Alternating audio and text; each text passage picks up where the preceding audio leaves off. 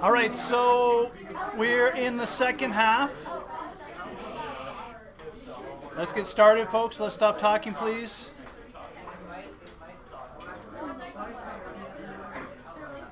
All right, folks, let's get started. Let's stop talking, please.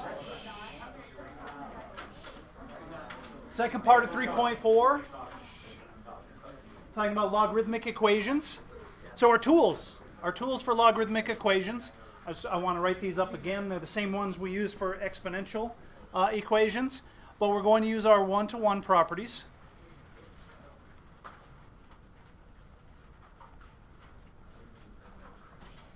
One-to-one properties, a to the x equals a to the y.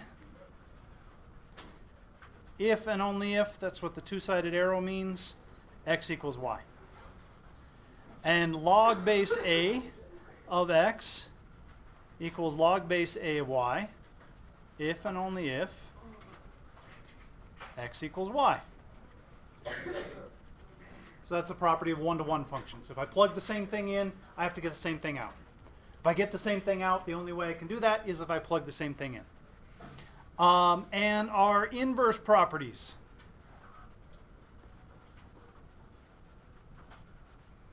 And the inverse properties tell us essentially that inverse functions undo each other. A to the log base a of x equals x. Whatever the logarithmic function does, the exponential function undoes. And log base a of a to the x equals x. Whatever the exponential function does, the logarithmic function undoes. And just like before, just a reminder, we need the same base. Bases have to be the same here for these to work. Solving logarithmic equations is very much like solving exponential equations. Same basic ideas. Two main ways that we're going to do it. We're going to isolate the logarithmic function.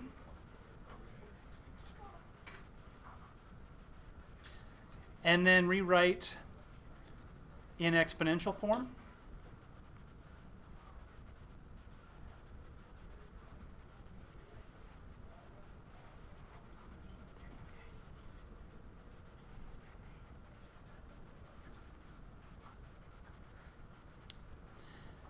And the second main way that we're going to solve logarithmic equations is we're going to get a single logarithm with the same base on each side.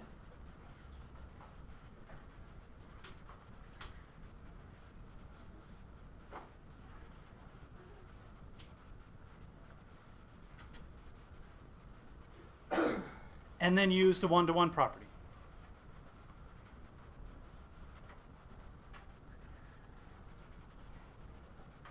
So we essentially, for that one, we get an equation that looks like this.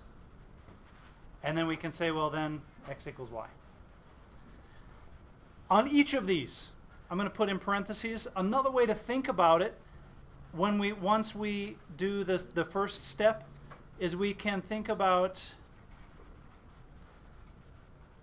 exponentiate each side. If you get to the same place, it's just a different way of thinking about the problem. And I'll show the problem. These problems in thinking about it either way. And I'm going to say, this is just a reminder. Don't forget our log properties, because sometimes those are useful. And if we get more than one answer,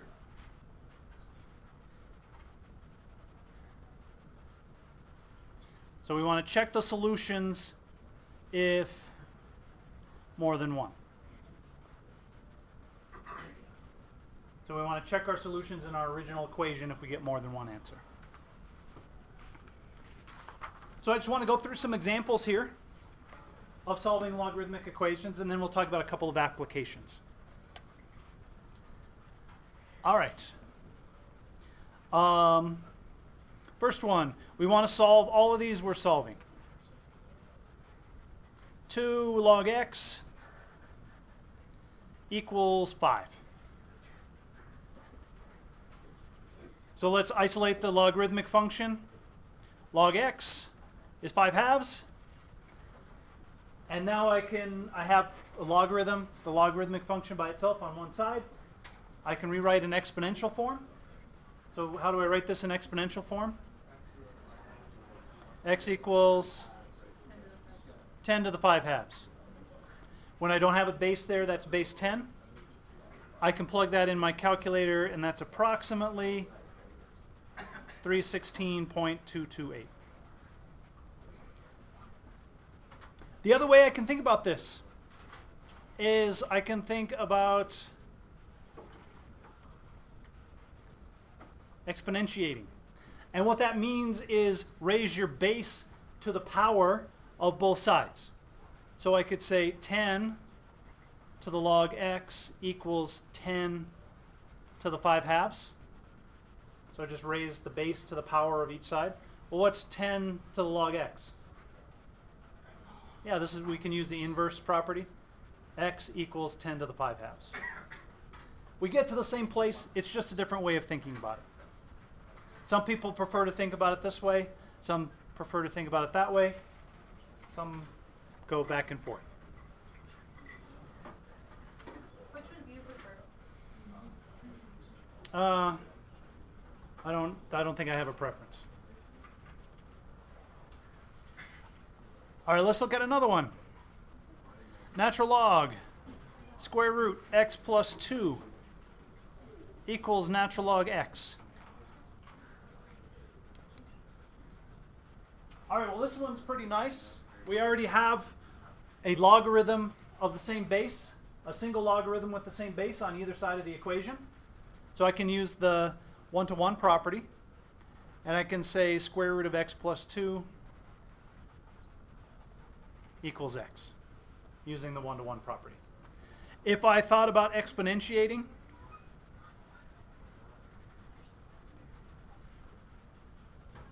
I would say e to the natural log of square root of x plus 2 equals e to the x, e to the natural log x, sorry.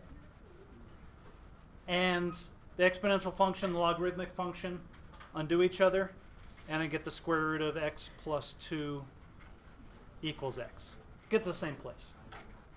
What do I want to do next? I want to square both sides. X plus 2 equals x squared. And now I have a quadratic. X squared minus x minus 2 equals 0. And this factors. I get an x, a 1, an x, and a 2. And is it plus 1 minus 2? Yes. So x equals negative 1 or x equals 2. I have two answers.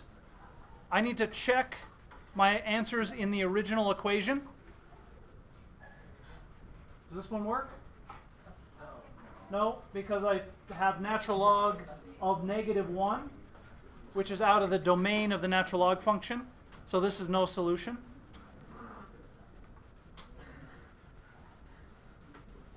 And x equals 2 is okay, because 2 plus 2 is 4, square root of 4 is 2. So that says natural log of 2 equals natural log of 2. So that one works.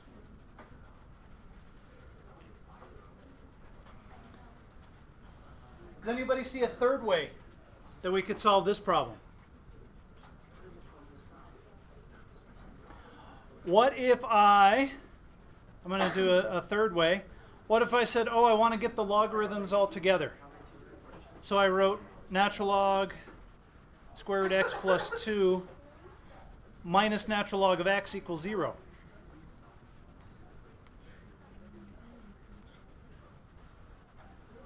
So I subtracted the natural log of x from both sides. Well, what could I do there? Factor? You can't factor out a natural log. You totally can.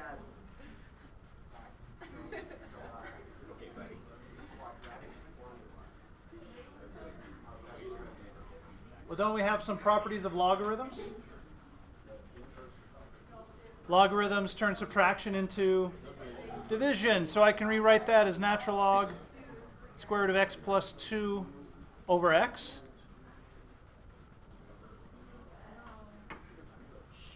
Equals 0. And now I can rewrite this in exponential form. How do I rewrite this in exponential form? E to the 0 equals square root of x plus 2 over x. Well, what's e to the 0? 1. Multiply both sides by x. And I get to the same place.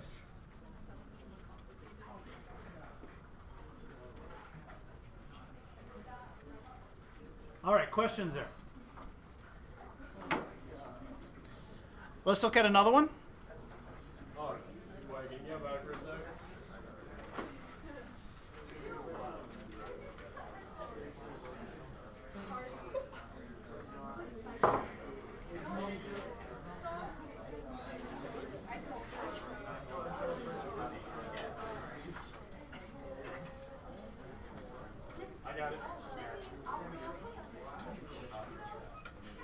All right. Let's solve log x minus log x minus 3 equals 1. All right, well here, if I added log of x minus 3 to both sides, I wouldn't have a single logarithm on both sides because I have this 1 here. Well, what can I do? I can condense the logarithm. Use property of logarithm. Log of x over x minus 3 equals 1. And now I can either exponentiate or write in exponential form. So how do what do I get when I do that? Which one? Either one.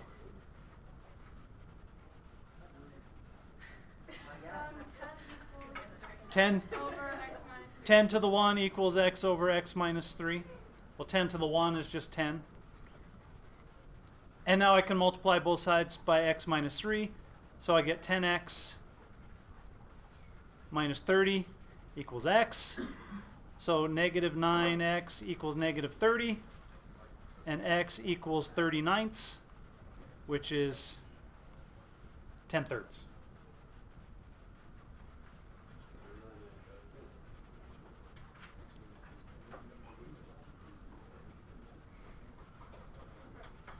All right, we good there? All right, let's look at a couple of interesting applications. Let's figure out how long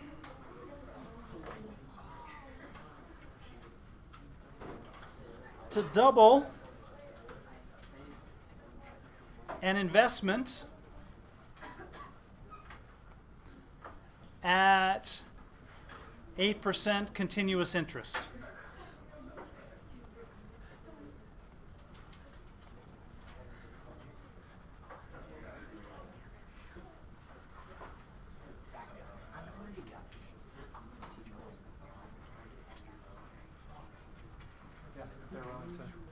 So,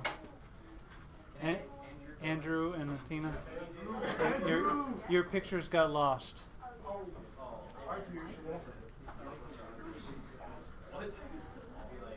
All right. So we want to double this investment at continuous interest. So we know for continuous interest our amount equals PE to the RT. Yes. So if our principal equals P. If we want to double it, what do we want to end up with? We want 2P. So I'm going to say 2P equals P e to the RT.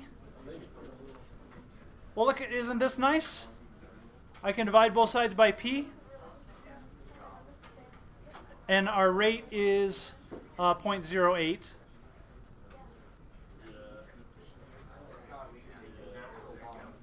And now we take the natural log of both sides.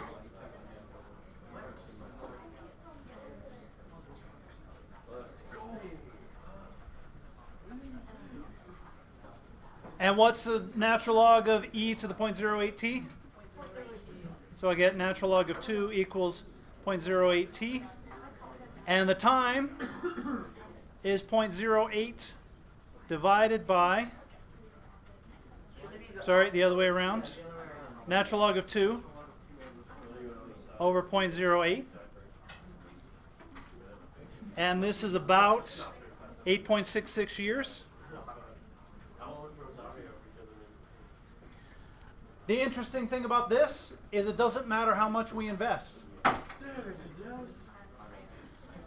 So we can say the doubling time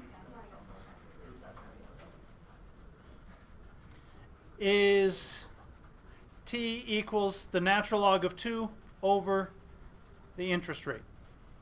And it doesn't matter how much money I invest, the doubling time is always the same for a given interest rate. And if you ever look at a financial calculator, they have financial calculators, kind of like scientific calculators. They have a button for doubling time, often. Yeah, like accountants and things.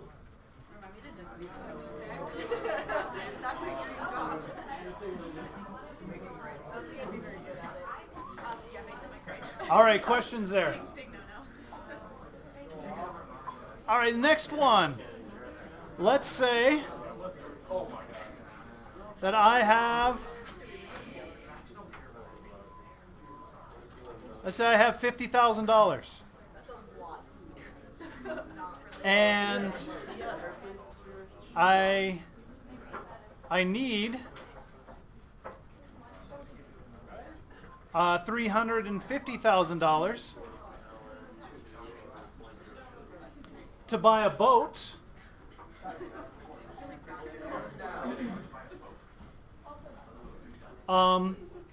when I retire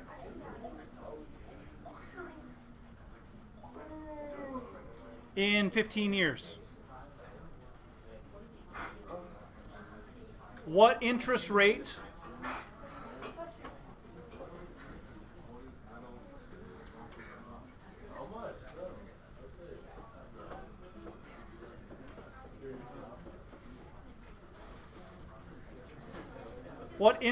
do I need to buy my boat when I retire? So we're saying that the amount, $350,000, is the principal, $50,000. And I got that $50,000 from the bribes that people tried to give me for their grades last semester. E to the 15t. 15r, sorry. So now we're solving for r instead of t. I can divide both sides by 5,000. So I get 7 equals e to the 15r. Take the natural log of both sides. I get natural log of 7 equals 15r. And my rate is natural log of 7 over 15. Someone have a calculator out? Tell me if I'm going to be able to buy my boat. Natural log of 7 over 15? 13? 0.13? 0.297. So I need about 13% interest. Yeah, yeah. If I wanted to retire in 7.5 years, I would need twice that, right? 26%. Yeah. I guess I'm gonna be buying a paddle boat when I retire. No, not paddle board. The pedal boat. You know, with the kind of. Yeah, with the swan. Yeah, swan. All right, questions.